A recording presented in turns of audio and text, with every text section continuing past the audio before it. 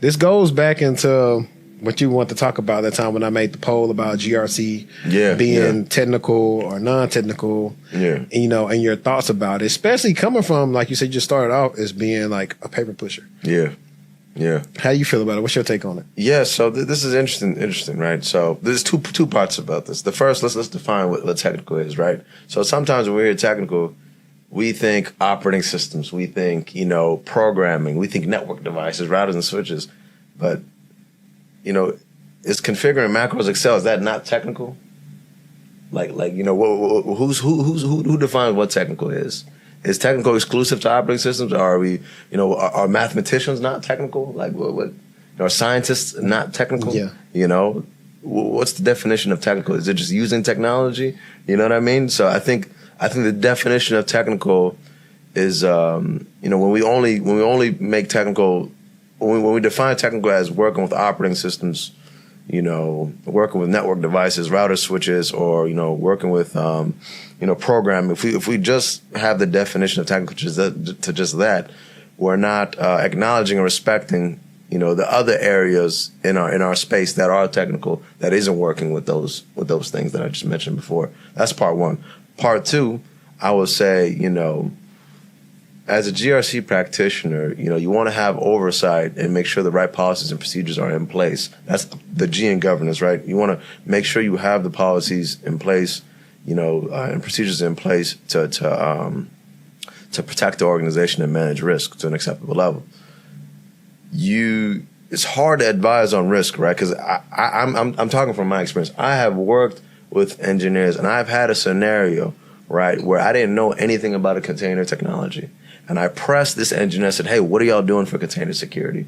And he replied to me and said, hey, you know, container security is pretty broad. What do you mean by that? Are you talking about securing the host operating system? Are you talking about the image repository? Are you talking about the runtime engine?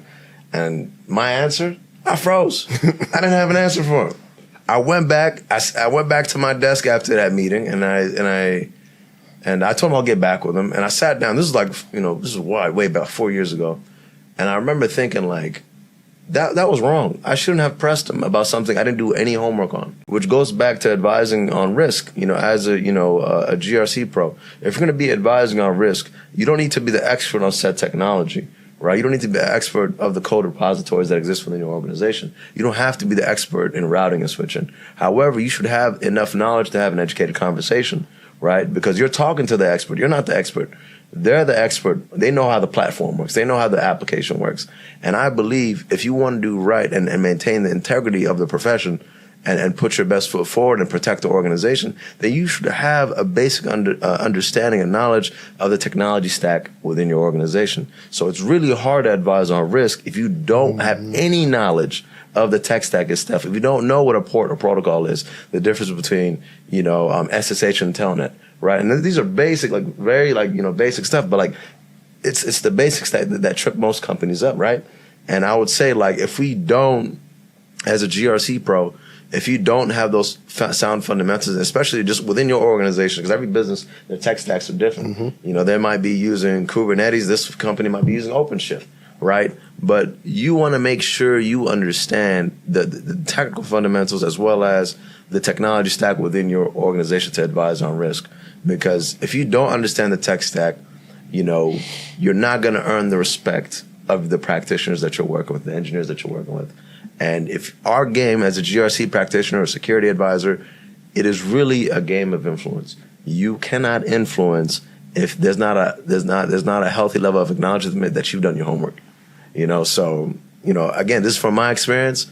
I walked out that meeting feeling like an idiot. And, you know, it's not fair as a GRC practitioner if you don't understand the tech stack and you're advising on software engineers or systems engineers or legal, trying to advise them on how to do something, but you haven't done your part of your homework, you know. And it boils down to, like, you want to put your business, wherever you're working or your business in general, in a successful spot. You do that by making sure that, you know, you advise on risk from an educated perspective. And yeah, that's my take on it. You know, do you have to be technical? Yes, you do have to be technical. Do you need to be the expert in everything? You don't need to be the expert in everything, but you have to have a fundamental knowledge, the basics, the fundamental knowledge of the tech stack that you're working with to make an educated advice, because the engineers are coming to you. They're saying, hey, we found this vulnerability. Hey, we have this compliance certification coming up. How do we go about earning that, right? So, yeah, that's my take on it. No, that's a good take, because when you were talking about being technical, I feel like it's anything that you can go in depth on subject-wise. That's a good like, point. It's some people who probably know zero about security, zero about networking, but these people have been building PCs for years. Oh, for sure. They can tell you everything, specs, sure. schematics. This fan is better than this fan because of this. It's overclocked to this. So they're technical for that. So, I mean, we know people that make livings. They have these channels where they talk about anime. Very technical, high-level stuff, detail. And they are doing all type of stuff where they're trying to compare and contrast the speed of light and how fast it's moving and the sound barrier. You are right. So it's just I feel like it's just stuff you can go in depth in. And I think the issue that we come into is, and I get it, people can get into GRC with no experience because, and I'll put the caveat, is that a lot of these people have some transferable skills from other areas. Oh, for sure. That could work. Yeah. But I think the thing is, I think some people do feel slighted a little bit because it's like, hey, you're telling people that we know that don't have any experience with this stuff to come in and all they're going to do is keep on asking me questions all the time and I can't even do my work.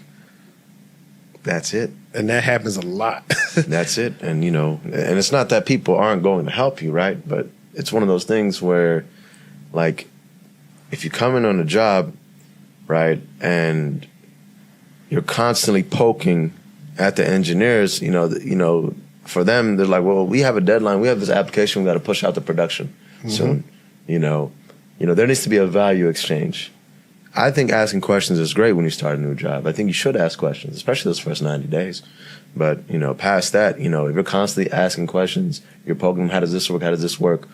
Past that for a long period of time, it's like, well, why do we hire you? Right. But I also feel like a lot of things that's out there for people to get their knowledge up, it's not put forth in a way that they can actually absorb. It's information overload. We have that is an issue. I don't think across all disciplines. Yeah, that's an issue. Yeah, I don't think it's nothing is out there to say, hey, this course is made for people who are about to be a GRC analyst in 2 weeks. Yeah. So common things that you would ask or things that you should know at a foundational level or telling you to study these, like that doesn't exist. So it's already hard enough when you get to a company that